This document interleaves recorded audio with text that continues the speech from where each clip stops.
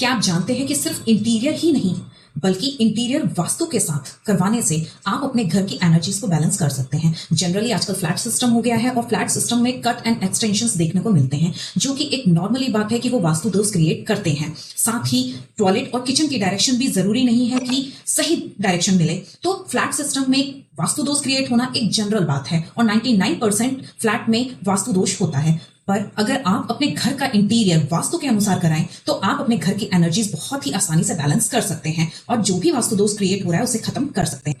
चलिए आज मैं आपको बताती हूं कि मास्टर बेडरूम का इंटीरियर आप वास्तु के अनुसार कैसे करेंगे, क्या चीजें आपको वहां ऐड करनी है या फिर क्या चीजें आपको वहां अवॉइड करनी है, ताकि आपके रिलेशन में लव, स्टेबिलिटी, पॉजिटिविटी सब कुछ आए।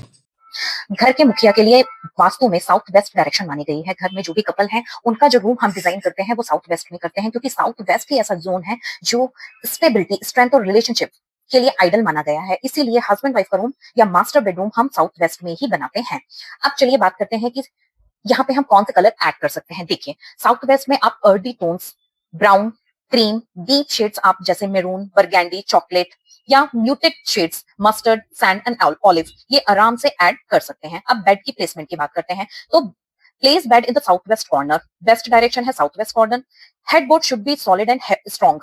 हमेशा ध्यान रखिएगा कि सॉलिड और स्ट्रॉन्ग ही बनाइएगा और अपना हेड सोते समय साउथ या फिर ईस्ट की डायरेक्शन में ही रखिएगा। अब बात करते हैं वार्डरोब और स्टोरेज की। वार्डरोब और स्टोरेज की अगर हम बात करें तो साउथ वेस्ट रूम का जो साउथ वेस्ट है वहां पे आप अपने वार्डरोब्स बना सकते हैं। और प्लीज कांच के डोर्स नहीं लगाएंगे, ग्लास के डोर्स अवॉइड करेंगे, वुडन डोर्स आप अपने वार्डरोब्स में यूज करें।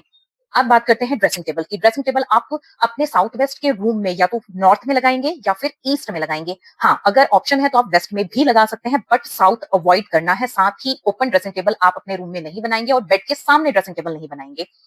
अब बात करते हैं फ्लोरिंग की। तो मास्टर बेडरूम जो कि साउथ वेस्ट में है वहां पे वुडन फ्लोरिंग बहुत ही एक्सीलेंट वर्क करती है, तो आप आराम से वुडन फ्लोरिंग ऐड कर सकते हैं।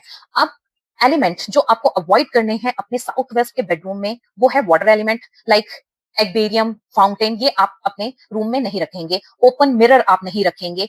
और विंडो अगर साउथ वेस्ट में है तो उसको आप ट्राई कीजिए कि हाइड करके रखें, कर्टन्स लगा के रखें। आपके साउथ वेस्ट में किसी भी तरीके का स्लोप, बीम या फिर स्टेयर्स नहीं होनी चाहिए रूम के अंदर से।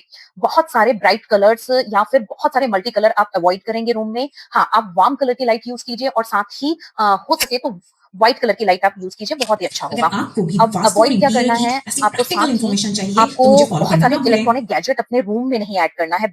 अगर आप आपका मास्टर बेडरूम है और आप अवॉइड कर सकते हैं तो आप टीवी भी मास्टर बेडरूम में ना लगाइए।